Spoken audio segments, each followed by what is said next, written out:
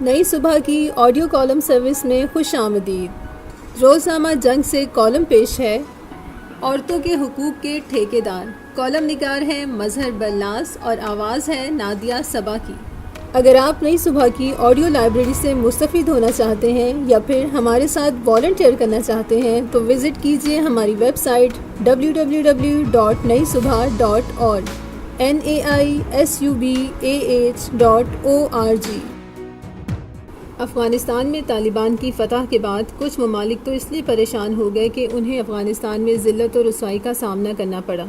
اس رسوائی میں مزید اضافہ ہو سکتا تھا اگر پاکستان ہاتھ نہ پکڑتا۔ مغربی ممالک کے لیے انتہائی پریشان کن لمحات میں پاکستان نے اپنی روایتی فراخ دلی کا مظاہرہ کیا۔ مشکل ترین حالات میں مغربی ملکوں کی سہولت کاری کرتے ہوئے ان کے شہریوں کو کابل سے بحفاظت باہر نکالا۔ امریکہ، برطانیہ سمیت بہت سے ممالک پاکستان کے شکر گزار بن گئے۔ کچھ تو شکر گزاری کا عملی مظاہرہ کرنے کے لیے پاکستان آ کر حاضریاں لگواتے رہے۔ پاکستان کی عسکری و سیاسی قیادت بہت اہم بن گئی۔ اقوام متحدہ بھی درخواست دہندگان میں شامل ہو گئی۔ اس تمام صورتحال میں ایک ملک لگاتار روتا رہا، اس کا میڈیا بھی چیختا رہا۔ جس دن صبح سویرے جنرل فیض حمید نے کابل میں قدم رکھا، اس دن تو ہندوستان کی پریشانی ناقابل بیان تھی۔ حالانکہ جنرل فیض حمید نے یہ دورہ طالبان شورا کی دعوت پر کیا۔ یہ بات بھی درست کہ جب لوگ کابل سے بھاگ رہے تھے، ہر طرف خطرات ہی خطرات تھے۔ ان حالات میں کوئی بھی غیر ملکی اہم شخصیت کابل جانے کا سوچ بھی نہیں سکتی تھی۔ ایسے مشکل حالات میں ایک پاکستانی جرنیل نے ہمت دکھائی اور وہ کابل چلا گیا۔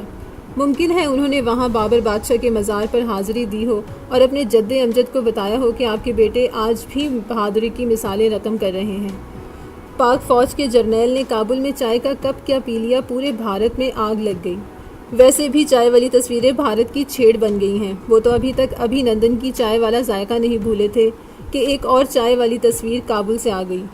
چونکہ انڈیا میں چائے والا وزیر اعظم ہے، اس لیے چائے ہی سے پورے ملک کی پریشانی میں اضافہ ہوتا ہے۔ امریکی تو بس اپنی ہار اور سرمائے کے لٹ جانے پر پریشان ہے، مگر بھارت کئی حوالوں سے پریشان ہے، چائے تو صرف ایک حوالہ ہے۔ کھربوں ڈالرز کے ڈوبنے پر بھارت کے آنسو نہیں رک رہے۔ ان کا چہیتا اشرف غنی بھاگ گیا۔ دنیا پاکستان کی تعریفیں کیوں کر رہی ہے؟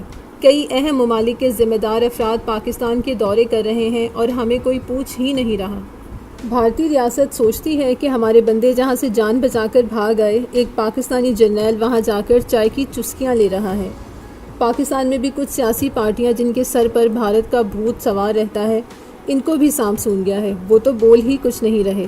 بعض کی آسیں امیدیں تو اس قدر ٹوٹی ہیں کہ وہ اب دوسری پارٹیوں میں اپنی جگہ تلاش کر رہے ہیں۔ دو چار نے تو اس خاکسار سے بھی رابطہ کیا کہ کسی طریقے سے ہماری جگہ بنوا دو۔ ایک کابل نے پتہ نہیں کس کس کو پریشان کر دیا ہے۔ افغانستان کی حالیہ صورتحال پر ہمارے کچھ دیسی لبرلز یعنی موم کے لبرلز بہت زیادہ پریشان ہیں کہ افغانستان میں طالبان کے آنے کے بعد عورتوں کا کیا بنے گا، بچوں کا کیا بنے گا۔ انہیں عورتوں کے حقوق کی پریشانی بہت زیادہ حد تک لاحق ہے۔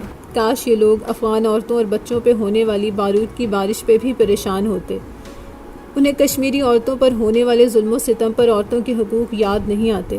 انہیں اس وقت بھی خواتین کے حقوق یاد نہیں آتے جب اسرائیلی فوجی فلسطینی عورتوں کی بے حرمتی کرتے ہیں، انہیں مارا جاتا ہے۔ فلسطین میں بچوں پر ہونے والے مظالم پر بھی حقوق کے یہ ٹھیکیدار خاموش رہتے ہیں۔ انہیں شام، عراق، لیبیا اور یمن کی وہ عورتیں یاد نہیں رہتی جن کے بچوں کو ان کے سامنے مار دیا جاتا ہے، جن پر بے بسی کے عالم میں ظلم ڈھایا جاتا ہے۔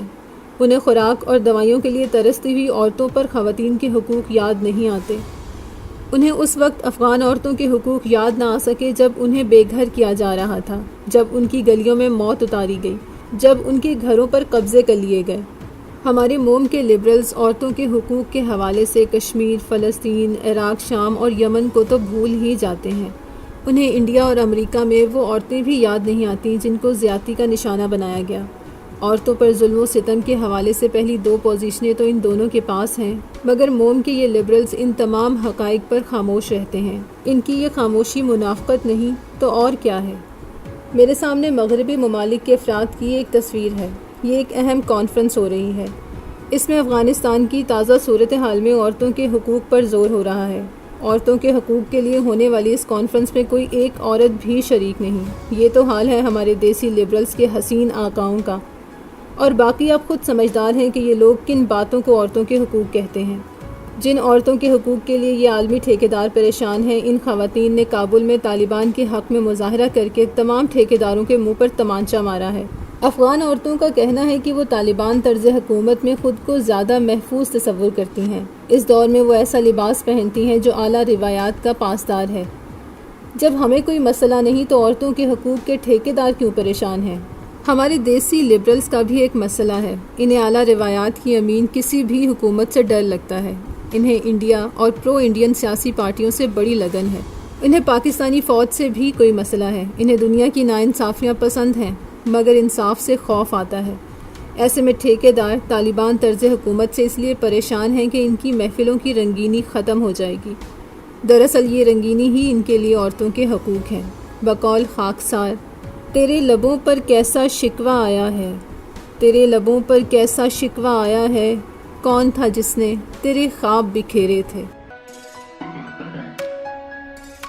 یہ معلوماتی مواد نئی صبح کی جانب سے پیش کیا گیا۔ اپنی آراء کے اظہار کے لیے کامنٹ کیجیے یا ڈسکرپشن میں دیے گئے رابطے کے ذرائع استعمال کیجیے۔